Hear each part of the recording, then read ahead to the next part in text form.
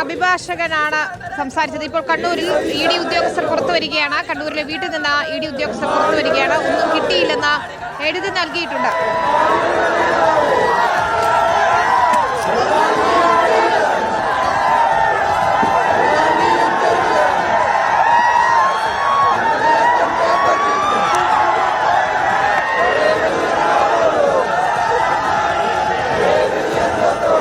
E D ഉദ്യോഗസ്ഥരെ കൂവി വിളിക്കുകയാണ് പ്രവർത്തകർ, അല്ലേ അഭിജിത്ത്?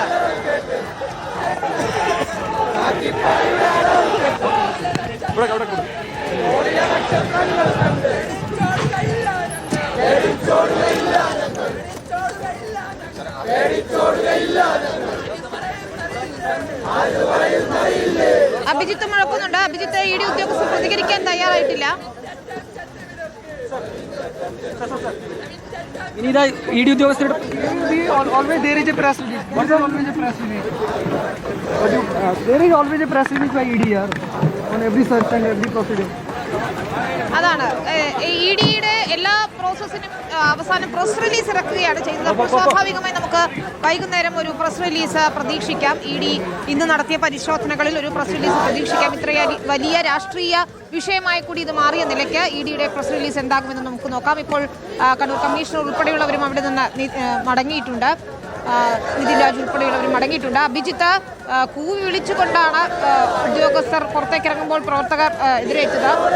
ഉദ്യോഗസ്ഥർ ഇപ്പോൾ മടങ്ങുകയാണ്. സുരക്ഷ ഒരുക്കിയിട്ടുണ്ട്. പോലീസ് ഒന്നും കിട്ടിയിട്ടില്ല. കണ്ണൂരിലെ വീട്ടിൽ നിന്ന് എഴുതി നൽകിയ ശേഷമാണ് ഉദ്യോഗസ്ഥർ മടങ്ങുന്നത്. വിനിത, നിലവിലിപ്പോൾ ഇ ഡി ഉദ്യോഗസ്ഥർ പിണറായി പാണ്ഡ്യാലമുക്കിലുള്ള വീട്ടിൽ നിന്ന് മടങ്ങുകയാണ്. നമുക്കിപ്പോൾ ദൃശ്യങ്ങളിൽ കാണാം. ഉദ്യോഗസ്ഥർ നമ്മൾ പ്രതികരണം തേടിയിരുന്നു. പക്ഷേ റെയ്ഡുമായി ബന്ധപ്പെട്ട യാതൊരു വിവരങ്ങളും പങ്കുവയ്ക്കാൻ ഉദ്യോഗസ്ഥർ നിലവിൽ തയ്യാറായിട്ടില്ല. അതിൽ സൂചിപ്പിച്ചതുപോലെ തന്നെ സ്വാഭാവികമായും ഒരു പ്രസ് റിലീസ് എന്ന നിലയിലാണ് ഇ ഡി ഈ പരിശോധനയുമായി ബന്ധപ്പെട്ട വിവരങ്ങൾ പറയാറുള്ളത്, പ്രതികരിക്കാറുള്ളത്. ഏതായാലും നമ്മളത് പ്രതീക്ഷിക്കുന്നു. നിലവിലിപ്പോൾ ഇ ഡി ഉദ്യോഗസ്ഥർ ഈ പരിശോധനയ്ക്ക് ഏതാണ്ട് 8 മണിക്കൂറിലധികം നീണ്ടുനിന്ന പരിശോധനയ്ക്ക് ശേഷം പാണ്ഡ്യാലമുക്കിലുള്ള വീട്ടിൽ നിന്ന് മടങ്ങിയിട്ടുണ്ട്. കൂക്കി വിളിച്ചുകൊണ്ടാണ് പ്രവർത്തകർ ഇതിനെതിരെ തങ്ങളുടെ രോഷം അറിയിക്കുകയും ചെയ്തത്. 8 മണിക്കൂറോളം നീണ്ടുനിന്ന പരിശോധനയിൽ യാതൊന്നും കണ്ടെത്താൻ ഇ ഡി ഉദ്യോഗസ്ഥർക്ക് കഴിഞ്ഞിട്ടില്ല എന്നുള്ളതാണ് ഏറ്റവും പ്രധാനപ്പെട്ട കാര്യം. യാതൊന്നും തങ്ങൾക്ക് ഈ വീട്ടിൽ നിന്ന് കണ്ടെത്താൻ കഴിഞ്ഞിട്ടില്ല എന്നുള്ളത് രേഖാമൂലം എഴുതി നൽകുകയും ചെയ്തിട്ടാണ് ഇ ഡി ഇപ്പോൾ മടങ്ങിയിട്ടുള്ളത്. ഇവിടെ ഇപ്പോൾ കെയർടേക്കറായ നാണുവിനാണ് ആ രീതിയിലുള്ള ഒരു കുറിപ്പ് ഇ ഡി കൈമാറിയത്. അതായത് ഈ പരിശോധന പൂർത്തിയായി, ഈ പരിശോധനയിൽ യാതൊന്നും കണ്ടെത്താൻ കഴിഞ്ഞിട്ടില്ല എന്നുള്ള കാര്യം കൂടിയാണ് നിലവിലിപ്പോൾ ഉദ്യോഗസ്ഥർ വ്യക്തമാക്കുകയും ചെയ്തിട്ടുണ്ട്. അതേസമയം മറുഭാഗത്തിപ്പോൾ CPM പ്രവർത്തകർ, ഒരു വിഭാഗം പ്രവർത്തകരുണ്ട്. അവർ ഇപ്പോൾ അവിടെ നിന്ന് പിരിഞ്ഞു പോകാൻ ആവശ്യപ്പെട്ടതാണ്. തിരുവനന്തപുരത്തെ ബേക്കറി ജംഗ്ഷനിലെ വീട്ടിൽ വീണയുടെ മൊഴിയെടുപ്പ് പൂർത്തിയായിട്ടുണ്ട്.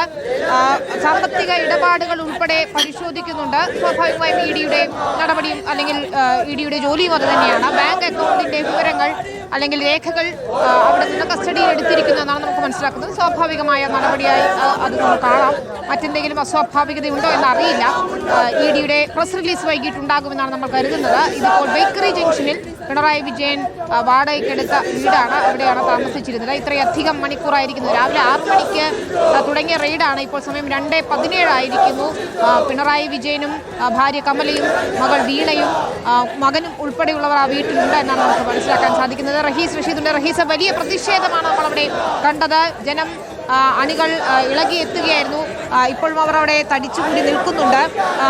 കണ്ണൂരിൽ ഉദ്യോഗസ്ഥർ മടങ്ങിയിരിക്കുന്നു. കോഴിക്കോടും ഉദ്യോഗസ്ഥർ മടങ്ങിയിട്ടുണ്ട്.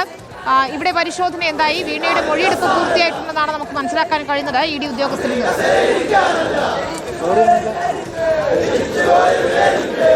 വിനിത, വീണ ടിയുടെ മൊഴിയെടുപ്പ് പൂർത്തിയായി എന്ന് തന്നെയാണ് നമ്മളും മനസ്സിലാക്കുന്നത്. അല്പസമയം മുമ്പ് പുറത്തുനിന്ന് ഒരു ഫോട്ടോസ്റ്റാറ്റ് എടുത്ത് മുംബൈയിൽ സെക്യൂരിറ്റി നിൽക്കുന്ന CRPF ഉദ്യോഗസ്ഥരുടെ കയ്യിലേക്ക് പുറത്തുനിന്ന് ഒരു ഉദ്യോഗസ്ഥൻ കൊടുത്തിരുന്നു. നമ്മൾ മനസ്സിലാക്കുന്നത് സ്റ്റേറ്റ്മെൻറ്റ് എടുത്ത്, ഫോട്ടോസ്റ്റാറ്റ് എടുത്ത് അത് തൈക്കണ്ടിയിൽ വീണയ്ക്ക് നൽകുന്നതിന് വേണ്ടി ആണെന്ന് കരുതുന്നു. ഒരു 5